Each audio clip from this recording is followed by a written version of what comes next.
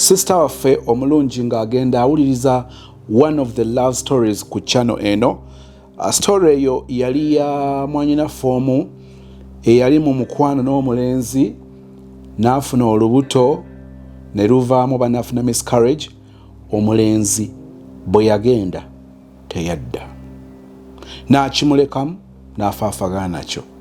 Njagala okutegeeza nti eri abantu nga balungi mu kutuula awo n'atayipinga oba n'awandiika ebintu bye, so nga ate abalala balaba nti ebyo bitwala obudde, ayina kuba kwesa voice note.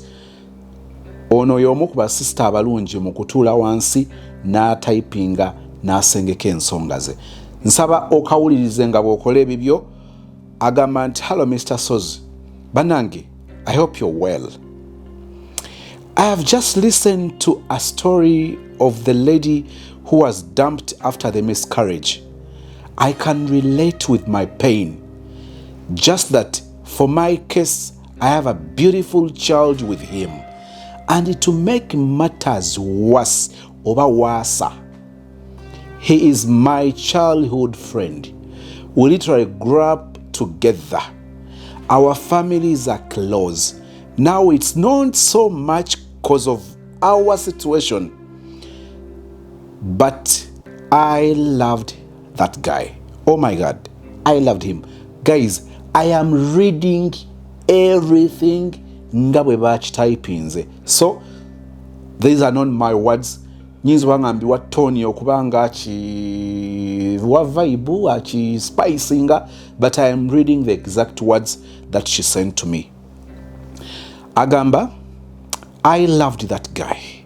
Oh my God, I loved him. I think I was obsessed about him. Meanwhile, he works abroad. This is a guy who comes back once a year. I would wait for him, call him to check up on him, and also for his child to talk to him. Mr. Sozi, I was obsessed. Sigamba nti oba yali ampa ssente. Okay, he would send money for his child. Naye nga I just loved the man for who he was. He would come back to Uganda and party with friends, and I was the last thing on his mind. But my being patient, I kept telling myself, he will change. He will change. He even told me he was dating someone else. Now, underline this or put this in quotes. He even told me he was dating someone else. We fought on phone and he wasn't bothered. But I kept on telling myself, it will get better. It will get better. I remember I sent him a surprise birthday cake through a friend who was also in the country he was. in. The best I could get. Thanks for my cake. Thanks for my cake. Not even a call. And on Valentine's Day, Mr. Soz, I would wait for a message. Nothing.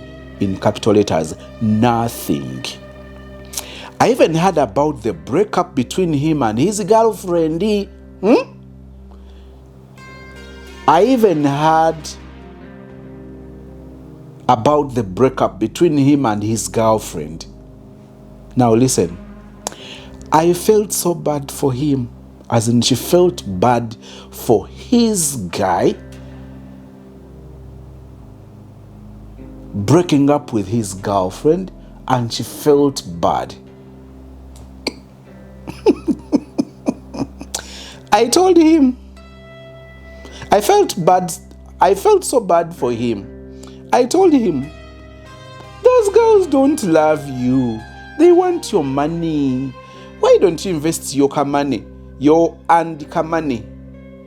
in something else? Not to women. I will tell him. I want him to be a rich man, very focused and focusing on his projects. Mr. Sozi, I loved him too much. I wouldn't care how he treated me. I could see the look on his face, and it looked like despise. I am so sure he despised me. This madness went on for years. From the moment I got pregnant, because it wasn't planned, in 2019, that's when the World War IV started, up to until 2025, this year. When I made a decision to let him go, I realized that our families wanted us to work it out. His family loves me. My family loves him. Naye it's just families wishing us well, but the man didn't love me. I told myself that over and over again until it sank in my think skull. I prayed and fasted to get of him. I prayed and fasted to let go of him. I told myself, I'm a beautiful woman, hardworking. I have my business. God has showed me that I will be rich someday. And it's his loss, not mine. I have been patient with him. I think it's time to let him go. Mr. Soz, I have never been happier. I felt like a huge bag has fallen off my chest and back. I was going through a lot of depression. I was always in thoughts. I attended a friend's intro and I was so withdrawn. Her photos didn't come out because of me, I am sure. She told me, why are you sad? Why are you like this? You're wasting away. It still rings in my ears till today. I was wasting away because of a man who didn't care about me at all. He would call once in 3 months, or sometimes I would call him. His texts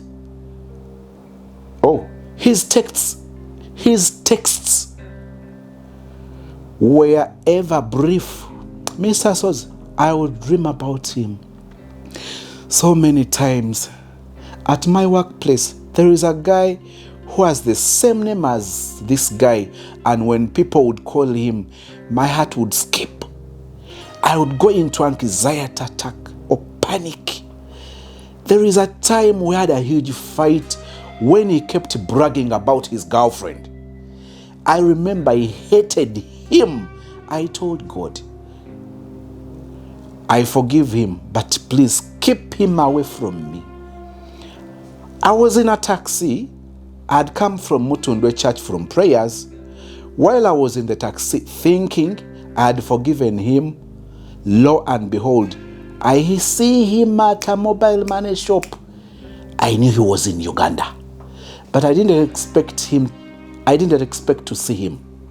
My heart almost jumped. I started sweating. My neighbor asked me if I was okay. I literally got a panic attack.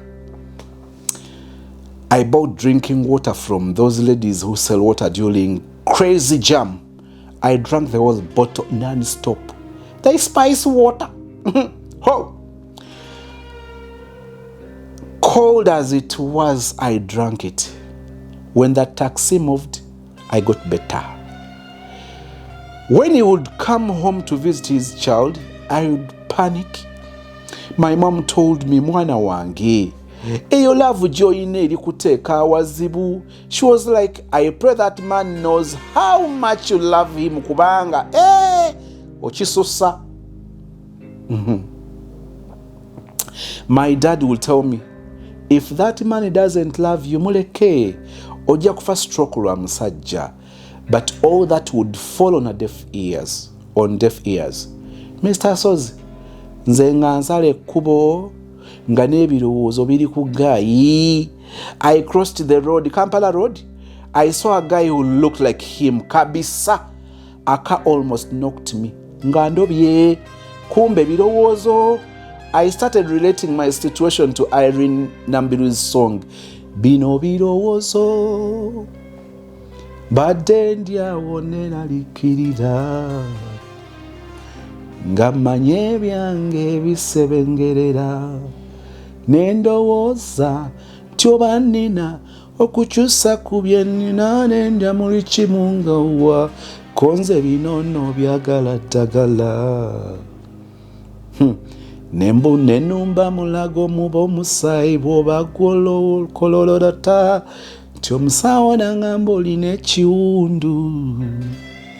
ekiwundu ekiteetagisa kutunga nti nangamba kiri ate nga kiri koyeba mbyoyinza n'okufa ku kyendabye naye nno bino birowoozo byone yagenda n'atadda birowoozo bindi bubyera simanyi oba alidda birowoozo byone yagenda n'atadda mama bindi bubyera simanyi oba alidda.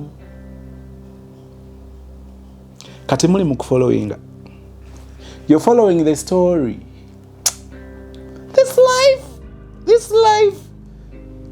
life.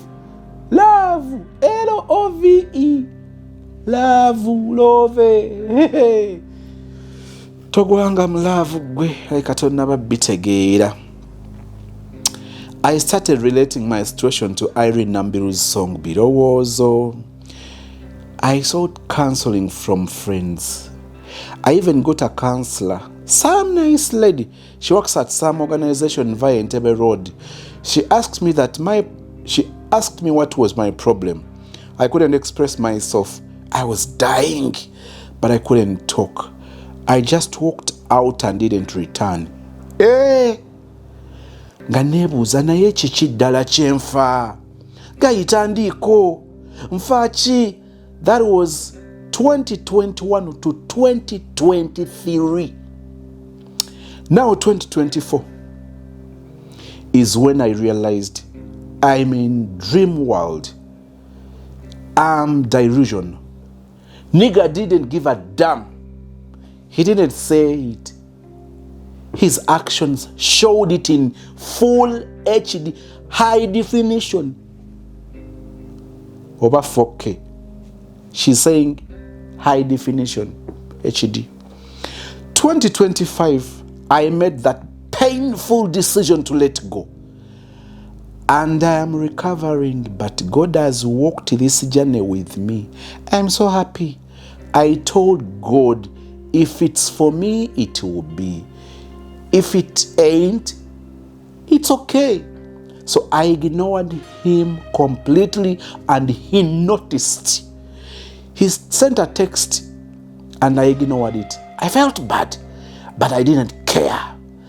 The day I sat on my 5x6 bed and told myself, this man doesn't love me. Grow up, move on. You're growing old. Better men are out there. Better men who will appreciate you. That's the day that demon called Okwesiba Kubantu died. It left me. Of course, now I started to notice guys who asked me out. And all my skin is glowing. Airukuyanga. But my rule is, you don't call me, I don't call you back. Period.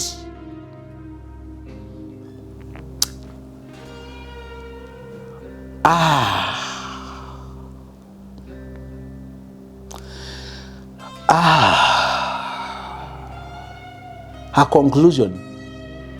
Healing starts from within. Acceptance is important. It's important to accept. I realized the more I kept hoping and wishing, the more years I wasted. Right now, I am not seeing anyone and it is okay. One thing I am very sure of and confident about is a very good lady, patient, and I have learned my lessons. Mbisomye ntya. One thing I am very sure of and confident about is a very good lady, patient, and I have learnt my lessons. This journey has actually pushed me closer to God. Actually, and I am happy. Wow, I need to read this again. This journey has actually pushed me closer to God. Actually, and I am happy. Okwesiba ku bantu is something I stopped doing. I now have this notion. Esawa yono muntu wachuka, even if it's a friend, a lover, a relative, I don't expect much from people. Back then, I was naive and gullible. Now, I don't care how people live their lives as long as it doesn't hurt me. I have many friends and relatives, but I can take months without hearing from them. And for some reason, I am okay with it. I feel like my heart is been through a lot. Hurting, disappointments, and I don't want anything else to bother it. I don't know if it's a bad thing or it's me building a strong wall around me, but I feel okay in this state. Sometimes on my day offs, when my little one is at school, I can stay in my room the whole day. Hey, stay in your room the whole day?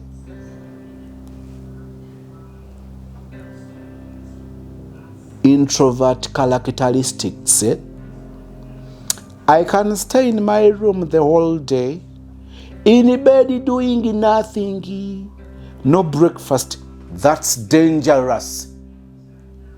Hey, yeah? No breakfast, no lunch. No, please. No breakfast, no lunch till 4 p.m. and go pick my kid from school, and I'm okay. I stopped feeling lonely. I avoid it. I either listen to your shows or listen to MCF radio or watch Netflix at least, but food is essential. I can decide to go offline for a whole day and I am okay. Those who notice me being off the grid call me. Those who don't, it is okay.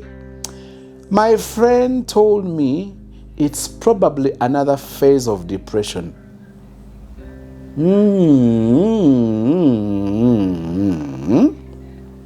But I don't think it is. Is it? Mwana, you're a good storyteller. Lero lugudde kunze.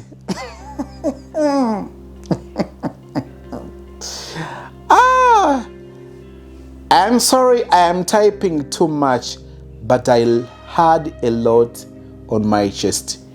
Yours truly, Anonymous City. May I know your name? I know how you look like, but of course, we are reading to the followers. Hey, I'm sorry I'm typing too much, but I had a lot on my chest. Yours truly, Anonymous. Nantera koka emoji. Kaina obutima busatu. Butima bwa red. Sweetheart, hey, katimbize mu Luganda nkole ntya? Well, briefly, njagala summarizing story ye. Abadde asiga obulamu obw'okusesenkana omulenzi, ate ng'omulenzi yali mukwano gwe okuviira ddala mu buto, n'amuzaalamu omwana, gaye n'agenda ebweru, ng'akomawo omulundi gumu mu mwaka, naye ng'omulenzi waakwesibako. Ate sisita omulimu gw'okwesiba ku mulenzi n'agukola mu bwesigwa. N'abeera munyiikivu nnyo mu kwesiba ku muntu, mulenzi waakunoonya, ng'aweereza kasente naye ng'aweereza ka mwana, ne sisita teyali nnyo muntu waakutumya ssente za musajja, yamwagala bw'agazinga bw'ali. Enjawulo nti famire y'omuwala baabaagala okubalaba ababiri, ne famire y'omulenzi nga kyekimu ne bba ababiri nga wali ttagali ng'omulenzi si byaliko. Omulenzi n'atuuka n'okumwewaanirako mwesomerako nga bw'alina girlfriend ate later n'awulira nti baafunamu obutakkaanya oba okwawukana ne girlfriend we. Ono maama wo kugamba ono n'awulira bubi, n'awulira obulumi, si bujja, n'awulira obulumi olwa okumenyeka kw'omutima kwa taata w'omwana we gwe baamenye omutima.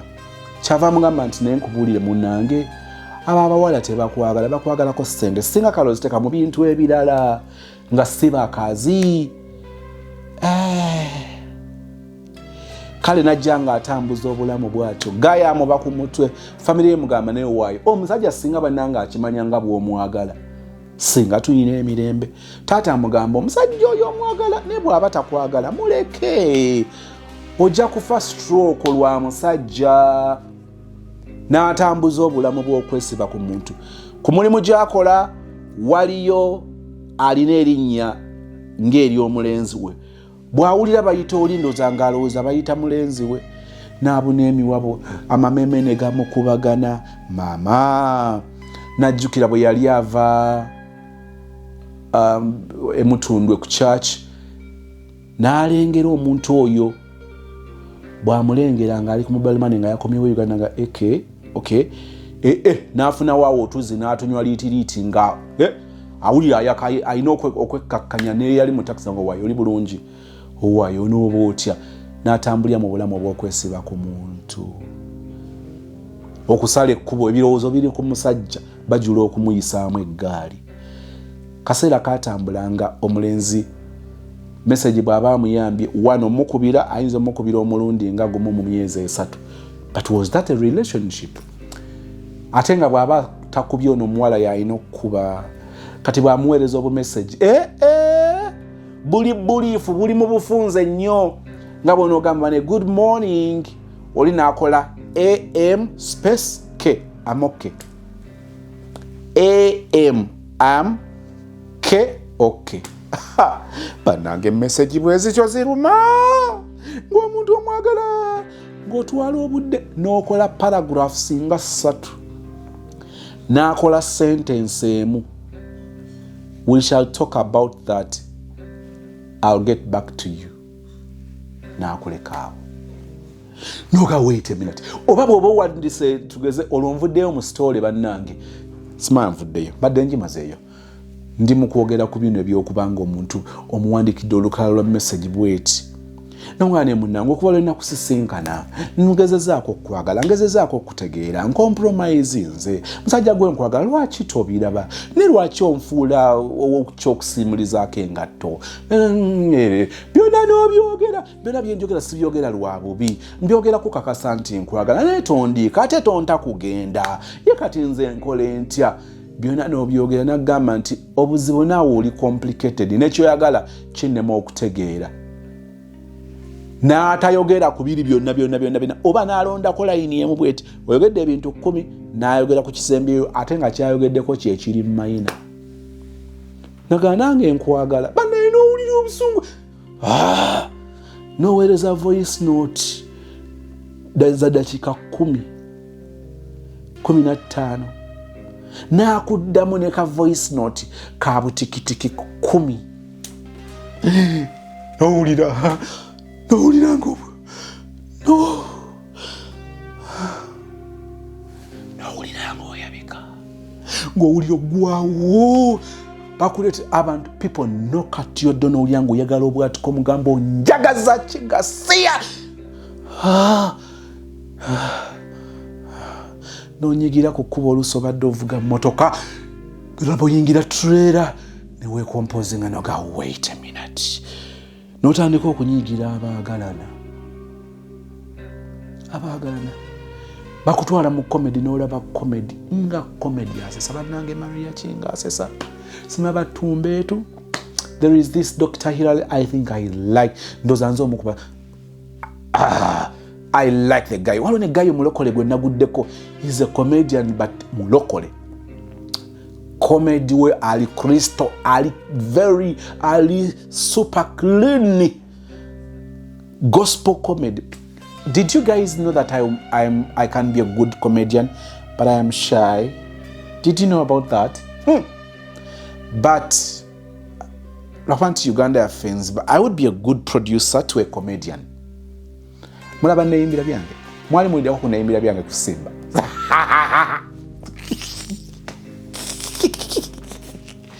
Let me show you Karemi tomanyira. Nze mbeerawo neyimbira byange ne kati awo nzola oyimba kino. Nemba kuba. Ne kati obuzibu nga ne kati nga mpulira njala nfuna. Kyembadde ngezaako bagamba, I am a good comedian, but very shy. I don't want to be there and people look at me for like 10-20 minutes. I start feeling uncomfortable. Apart from singing, that is why I don't like performing kusidi. I prefer performing or doing my nani performances ne live band. Tuba busy, so you're not concentrating or kusozieka. You look at the guitarist, the guy on the keys, the drumist. Webicho. Na yo muntu ne bamutwala mu show. Nga show nyuma. Nga tuna butuzibwa. Nze ntolola bobolusi ne clip bwa comedy. Nga waliwo omuntu gwe yanogamba abala bonna basese ne picking out that person ne nkazawo ko ne nga ono nga tunde bwati akutene bwati kutama nga abantu babwatuka bagwawo bugwe ng'ali ati edda bagambiranga nti obulwadde bwe bweyongera laba omusawo baba balwadde ate nnyo. Tukomyewa guy bw'amuweereza message bw'aba aweereza message bubeera brief n'atandika okwebuulira nti bannanga atava ku mulungi afaawoza lwaki seesonyiwa omwana w'abandi n'atandika okukikola. Mukwano gwe mwamugamba nti okusinziira ku biriwo ensangi zino nti ono asobola okwekuumira mu ruumu yekka nga omwana we agenze ku ssomero n'abeera mu ruumu lw'atakoze, n'abeera mu ruumu ne bukya ssaawa 4 ssaawa 5 ssaawa 10 n'agenda okunona omwana ng'abadde mu ruumu naye nga talina kyalidde, teyalidde breakfast, talidde lunch. Ne mugamba nti ekyo kyamutawaana ateeka obulamu kati abaga. Ayinza okubeera ku ssimu ye, ayinza okuliza that Christian radio, asobola okubeera ku Netflix, maybe nalaba movies, she can watch our shows, kusozimo. Bwe bityo n'atambuza obulamu. And to her it's like, it is okay. Yayize n'eŋŋombo, yafunye eŋŋombo, bw'omukubira, bw'otamukubira, it is okay. Tomunoonya takunoonya, tomukubira tamukubira. Ayina emikwano ab'eŋŋanda, you know, naye asobola nomala akabanga nga tabawuliza ate ekiri okay. Kati omukwano gwamugamba nti olowooza eyo si ogwo si mutendera mulala ogw'ennyiike oba depression. Kazi depression yenyiike. Ogwo si mutendera si level ndala, kankwese mutendera tuli mu Luganda. Ogwo si mutendera mulala ogw'ennyiike. Yagamba nti ate sirowooza nti bwe kiri kyava abuuza nti bwe kiri newulira gayo no bwakyusa. Bannange enkyusa kigambo ku kigambo. Kati musinika kyotu nnyo. Mwena mutisse emberenge, mutisse kasooli. I'm joking.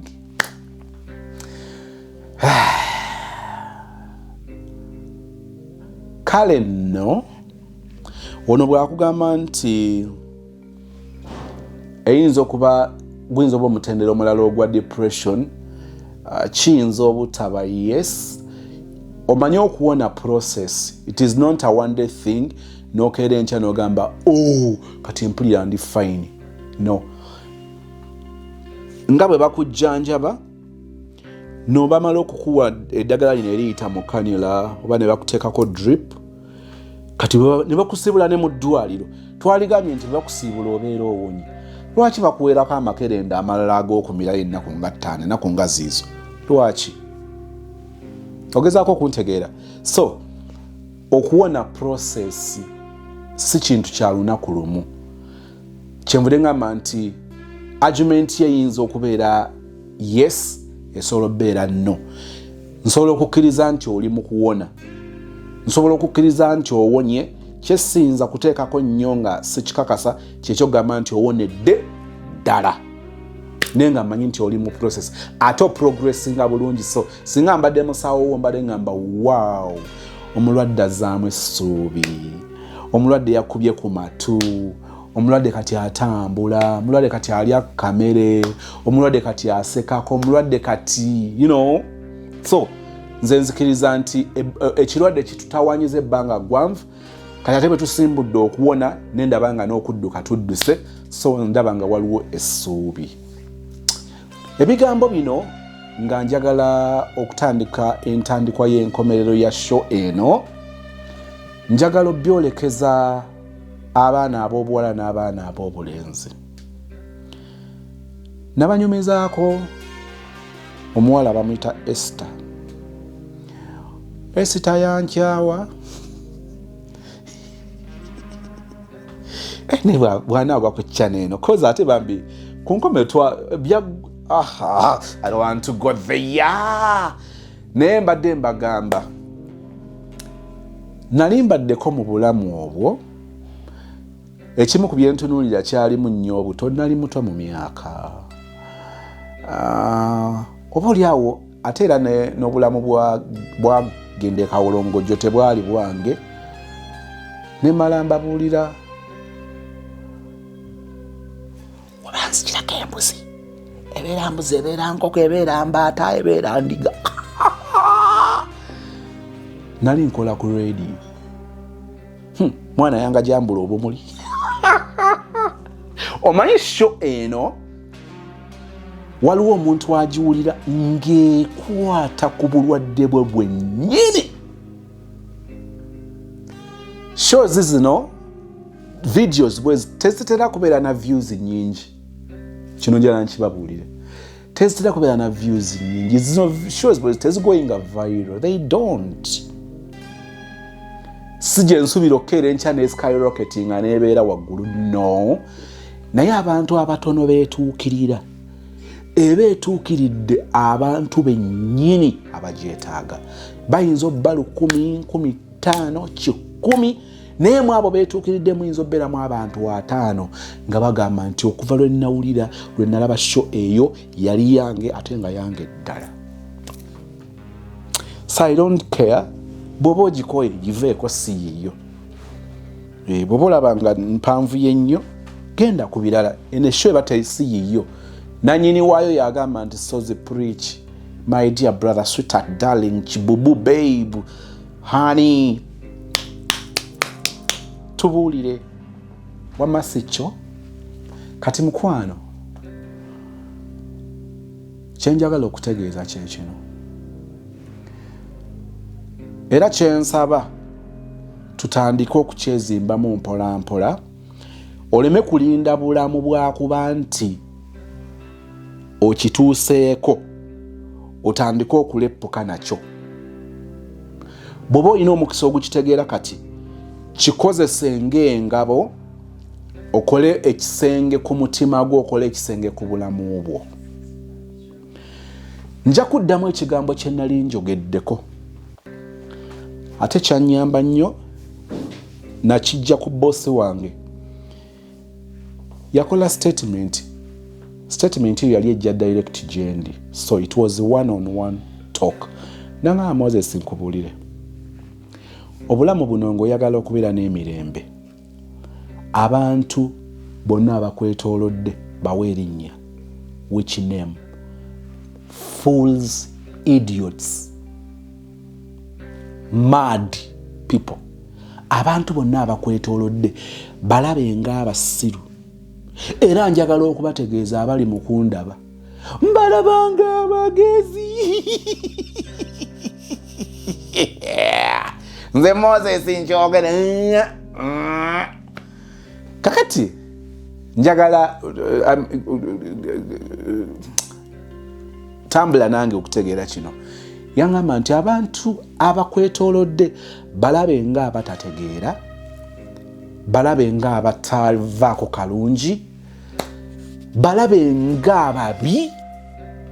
Kakati bw'omala ogambe nti naye kati bwe babanga babi ngenda kunoonyaawo abalungi mbafune. Okkirize nti mu bulamu buno ogenda kubeera omuntu omulungi wekka, ogenda kubeera omuntu ategeera wekka, ogenda kubeera omuntu ali soba wekka, ogenda kubeera omuntu alengerera ewakala wekka, ogenda kubeera omuntu buli kimu wekka, you alone.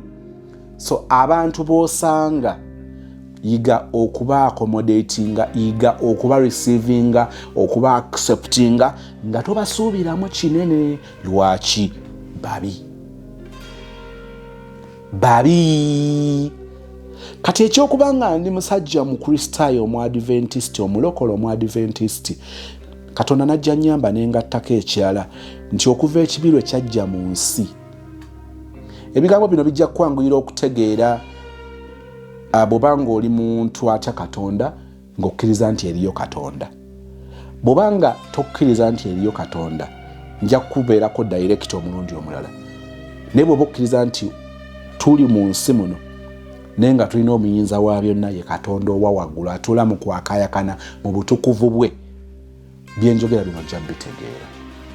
Kye nagattako ekirala ku kiri kye baŋŋamba kyekyokuba nti nategeera nti ekibi bwe kyajja mu nsi nga ne mukama w'ekibi, omuzadde w'ekibi ye devil, Sataani, talina kigendererwa kirungi eri lulyo lwa muntu, kubanga yajja okutta n'okuzikiriza.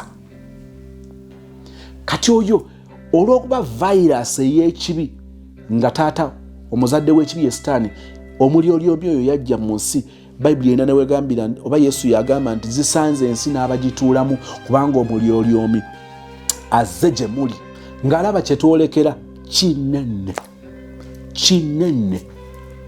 Kati ekibi bwe kyajja mu nsi kituyingira ne kitufuga, ne tukola ebintu nga tulowooza tuli soba, ne tukola ebintu nga tulowooza ebintu bye bituufu, ne tukola ebintu ebifu mu budde like buli kimu nga kiri mmesi naye nga si bwe tubiraba. Kyova olaba tumala kumeesinga ne backfiringa, you look back and you're like, wait a minute, so end result zaabadde zino. Kati ekibi ekyo bwe kituyingira kitwonoona. Ngatta kino n'ekya MD kye yandaga kinnyambye nnyo, not completely kubanga ekibi ekyo nange kindimu, naye kinnyambye nnyo okubeera n'endaba y'ebintu endala.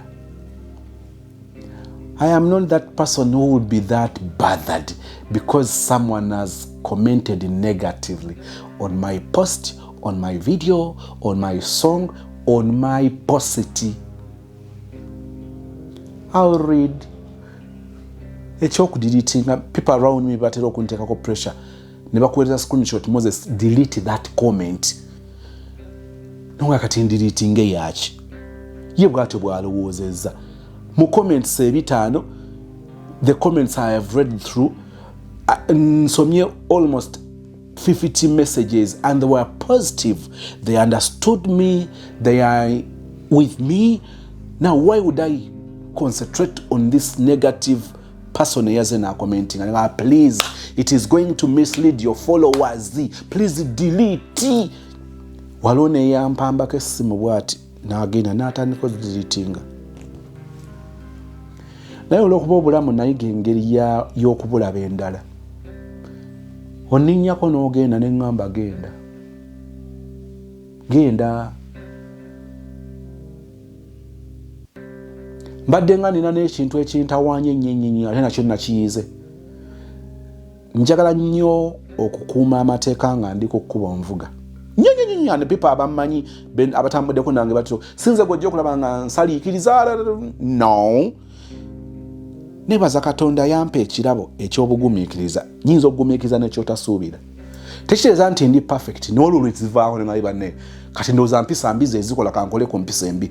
But abamanyi bamanyi ng'omuntu ali ku kkubo ng'akuuma obuntu bulamu.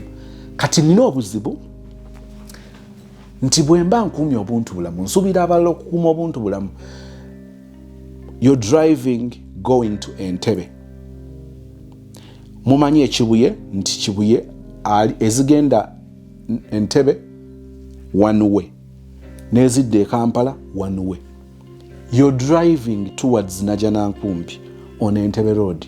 Shockingly, surprisingly, stupidly, another idiot is driving driving from Najanankumbi to Kibuye mu lane edda Entebbe. kati mukwano nze Sozi Moses Chiwewes. Did you know that I am Chiwewes? It is a story for another day. Nga nsobola okujja n'enkwekiikamu bwe nti bubadde kiro nga ngenda kukuba amataala fuulu nzikize emmotoka weesootinge. Nkikoze emirundi giwera era oluusi bw'onsemberera nga ngamba nti newankubadde siri muwagizi wa Museveni, but are we going to wait for Museveni to come and fix this stupidity in our mindset? Ekyo nkikozesa nnyo. Bino Museveni si yagenda obikola, bino ffe tulina obyekolera. Ne bwe tunaafuna Bobi Wine gwe njagala ennyo abeere pulezidenti we Uganda, ate nga nzikiriza nti Mukama ng'asimye aliba naye tajja bitukolera. Tulina obyekolera. Nenjogera awo ndi mu bbalaga engeri obulamu gye bugenze bunjigiriza ebintu ebirala, nentandika okubalira ne approach endala ku bulamu. Munange omulundi gwe siryerabira nali nva Kabalagala, nali kugaba road awo, twali tuva mu Nnyonyi mulungo sides eyo nga nekikamu omuntu ajjera avuze bubi kati ajja towards me, saavaawo nensigalawo. Yali n'emmotoka yali ya airport, si zino airport taxi eziri branded. Naava kati nayimirira bw'ati ekimpangula mu byonna bye bagamba. Nabagambye nti buno obudde eno show bwe basiiyo togyesibaako, genda olabe ebirala. Omuntu oyo ekimpangula, kubanga mbeera ngezaako okulaga nti kyokoze kikyamu, naye ekimpangula kiri kimu. Waliwo abayimirira n'akola bw'ati, mukwano bannange ekimpangula bannange mbanda bange oli so sweet, kugamba mbanda bange oneerabiza byonna biri by'osoosa okukola. Kano kabonero kakukakkana era nvaawo buvi bwe nti nenzisa n'endabirwamu ne mugamba thank you. Kimpangula. Kati oyo gwe mbadde mbagamba side za Kabalagala gaba ki nga parking emmotoka yali ya airport taxi, na yimirira kati naavaamu ajje wendi agenda okuntuukako mukwano bwantunulira yampita Sozi Mo. Bannange I like your music. Naseerera, naggwerera, nameltinga, nasoberwa. I'm sorry but please no please, ndi mu bukyamu. It's just that mfunye n'omukisa okulaba ku serebu wange. Kyenkola kituufu naye ate bino ebivaamu. Omulundi omulala ndooza yali bweyogerere era oli yampita erinnya ogwasembayo.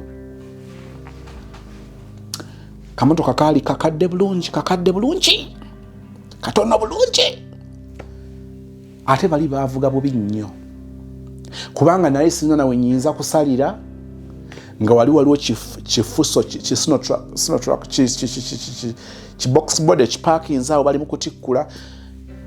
Kati nenzija muyimiriramu bwenti ate budde misana ttuku, naye ndyoka ndaba okwecwacwana saidi zeeri, ndaba okwecwacwana mu kamotoka. Kati ngenda okwetegereza nga basirikale nga bamaje. Mama abamaje nga bavuga akamotoka kakadde bulala. Ate tekali kamotoka nti motoka ya government. Mama ngamba no ndi mutuufu nenemerawo. Bannange bacwacwana nagezaako okukopa enamba wo. Nangamba ndi mutuufu, ndi muna Uganda ate ndi katolu kikyo tategeddeawo.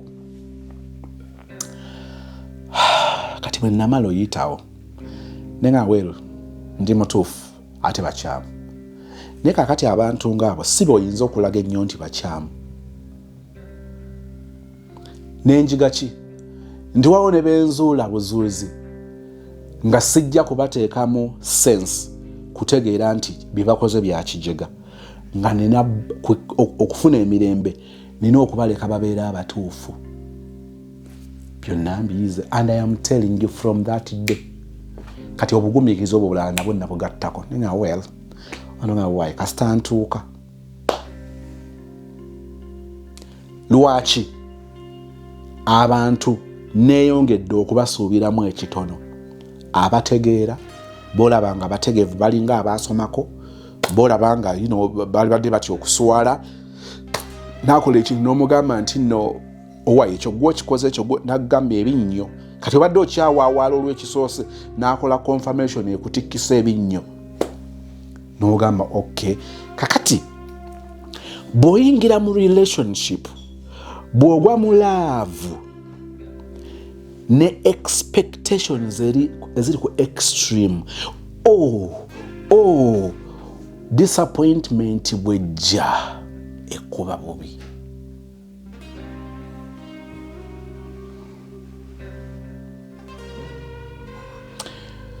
Okugwa mu laavu kirungi, naye bw'ogwa mu laavu ng'olowooza nti koogudde mu laavu buli kimu ekiki otuuse mu ggulu emukono, ennaku z'embi ziba zikwolekedde.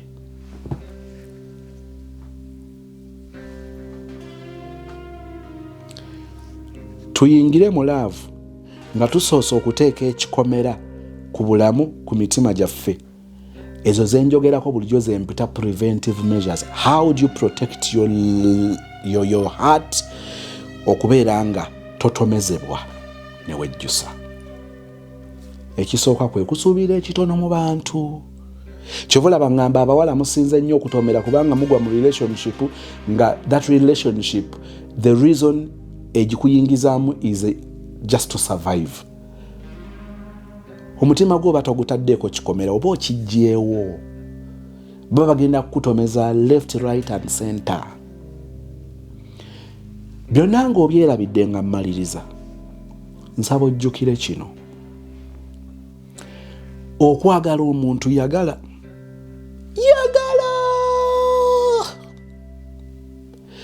eno ruuru bweri kulema kale ebbanga lyondabidde bwe kiba kisiiba oba osiibidde bwereere, ebbanga lyondabidde liba terikugasizza. Kozesa eddembe lyo ery'okugwa mu laavu kubanga ddembe lyo lya bwebange, naye bw'ogwanga mu laavu byonna n'obyerabira teweerabiranga kino: yagala, tijja, weekole byonna. Vaako waya like uyagalenga atayagalangako, naye kolangayo ekijjukizo kimu ky'oba teweerabira. Byonna bikole ng'obikolera omuntu ali waffe. Bw'oyagala yagala ng'oyagala nnyo naye nga gw'oyagala ayagalika. Obulamu bwe buti bwe butukutte obujega. Ne tugenda mu depression, ne tuyiga okunywa emyenge, ne twenda ku buli kiramu n'ekitali kiramu kubanga twesasuza, tulwanagana n'okwejjako ebyo ebibadde bitumenya omutima, naye ng'olumu bw'otandika okugoberera akatambi nga ffe twesudde mu mbi. Lwaki? Twerabira ruule eno. Ku chana eno ndoza n'okuva n'olwaleero njagala tugiyite ruulu number 6. So bw'owulyanga njogera ku ruulu number 6 kyemba ntegeeza kye kino: ruulu number 6, yagala naye ng'oyagala omuntu ayagalika. Yiwawo omubiri naye ng'oyiirawo omubiri omuntu ayiikawo omubiri. Faayo naye ng'ofaayo ku muntu afiikako. Weerekereze naye nga weerekereza olw'omuntu akuteekera ddala mu mbeera ey'okwerekereza ng'akigwana. Bw'oli tegeera ekyo, bw'oli masteringa ekyo, trust me, ogenda kusisinkana obulamu obulala. Kitegeeza ki? Ojagamba nti soza abasajja bakyuka. Omuntu atandika nga akulaga nti ali ku mulamwa. Oyagala omuwala wiiki esooka ng'omuwala olaba marriage material, you're seeing a down to earth creature, you're seeing a lovable, a lovely, a soft spoken. Buli kimu ekirungi ku muwala, yes. Mu biseera ebyo waakikulagidde ekyo ky'olabye, so react according to what you see. Naye ate oli tojja kubanga ogwamu mu bwangu. Omuntu kakwemazeemu nga by'olabye bikwatikako, birabikako. Rule number 6.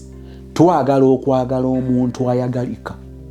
Twagala okufaayo ku muntu afiikako. Ebyo ebintu biyigirize mutoowo. Biyigiriza mukwano gwatanayingira relationship. Bw'anaawa ekitiibwa rule number 6 agenda kubeera muntu mulala mu relationship. Si kuba na busungu ku basajja oba bakazi. Kwekuuma. Njagala omuntu ayagalika.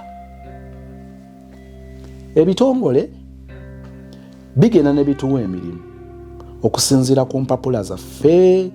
Bagenda ne bakuwa interview neri physical interview ey'okuwandiika n'okakasa experience yonna bagenda okulaba buli kimu ng'okiyita ne bakuwa omulimu. Bakukonfamingirawo n'ogenda mu contract eyo empanvu ku ddiiru ki watera obeera waawe emyezi nga giijo kisinziira ku kitongole. N'obeera ku probation myezi 6 mwaka. Ate ebitongole ebimu byakyusaamu n'enkola ne bikugamba nti wano tugenda kukoleranga ku contract ya mwaka. Buli mwaka lwe guggwako contract. Omwaka bwe guggwako ng'eggwako nga tukutunuulira. Tuwongezeeyo tetuwongezaayo. Kiyamba abakukozesa kyokka kiyamba naawe gwe bakozesa. Contract yo bweggwako ng'ofunye ekibaluka ekikwesibyawo kiba kyaki. Tebakutabaala tobatabaala, tebakubanja tobabanja. Ne mu relationship olw'okuba twesiba ku kuwa ekitiibwa rule number 6 twagale ayagalika. Mu luzungu nandigambye nti omuntu ateeka okuba nga ali worthy. Naye kambabuulireyo kino, okubeera worthy okwagalika kisobola okutandika nga weekiri ne kikyuka.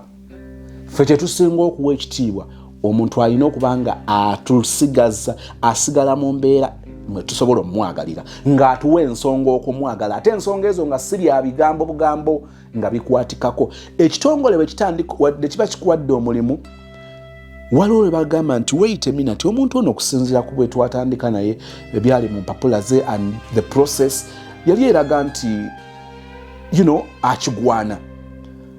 Along the way omuntu ono nga ndaba waliwo contradiction, empapula zaali zize era ne baddamu ne bakwetegereza. Bwe bazuula nga tebibakolera era ogulaba nga bakugjayo waggulu gye bakuteeka. Tusooke tumugezeeko wano batwamuwa kintu kikyamu oba yatukwata bujega twali tukooye, baddamu ne babitunuulira. Ne mu laavu tunyweze ekintu ekyo mukwano.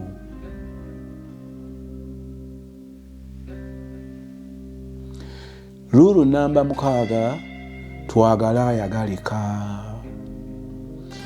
Bw'omulenzi bw'omutandika nga akusudde mu laavu aba ataddewo embeera eraga nti ayagalika nga tumwagala. Naye omutima gwo guteekwa okuba nga gulina fallback position. Bwe ngamba fallback position sitegeeza kubanga olina omulenzi ono olina oli tomanyiira nnalumaga, tomanyiira sinakyogerako.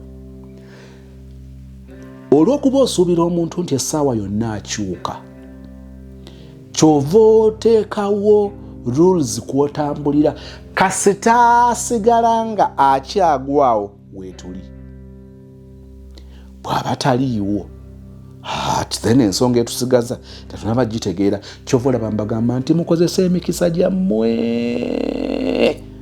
nga temunaba kwekomitinga mu relationship ziri serious. Ezifuusa marriage eri bwe tutuukayo biralamu mukwano, biralamu.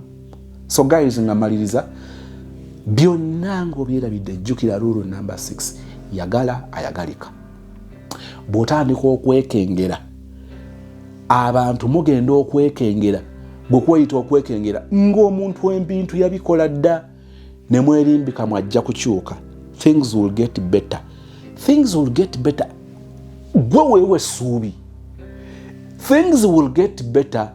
Ekyo kyalibadde kisuubiza okuva mu mulenzi wo oba omuwala gw'oyagala. Don't be that stupid. Okwewa essuubi that things will get better. Omuyaye omulenzi akuyitako buyisi, omulenzi akuyisa bubi, omulenzi takufaako, ayogera birala akola birala, ne gwe ogamba nti things will get better. How? Kudiiru ki?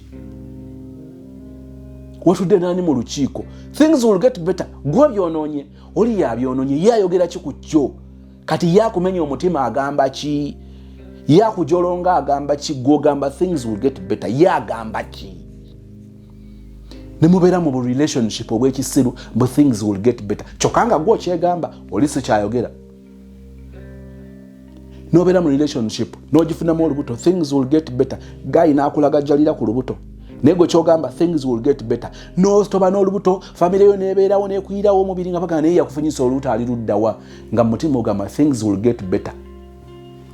N'ozaala, things will get better. N'otoba n'omwana, n'okola obulimu mu buwoteri, n'okola kino, n'okola ki, ne webaka n'ono ne gw'otayagala kubanga agenda kukuwayo 10, things will get better.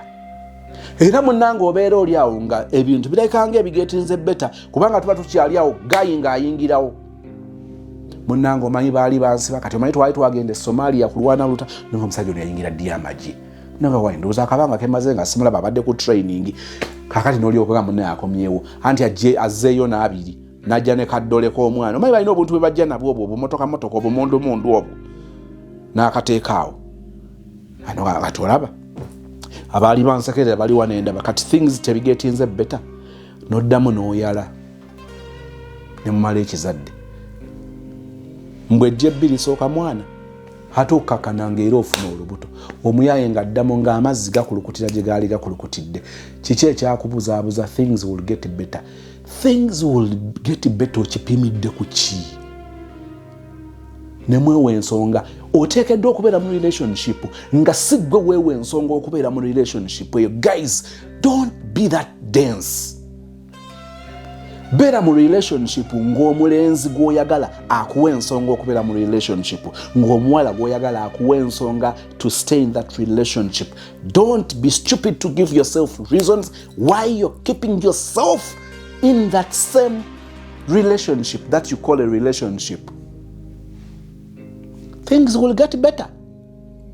Hey, rule number 6. Yagala ayagalika.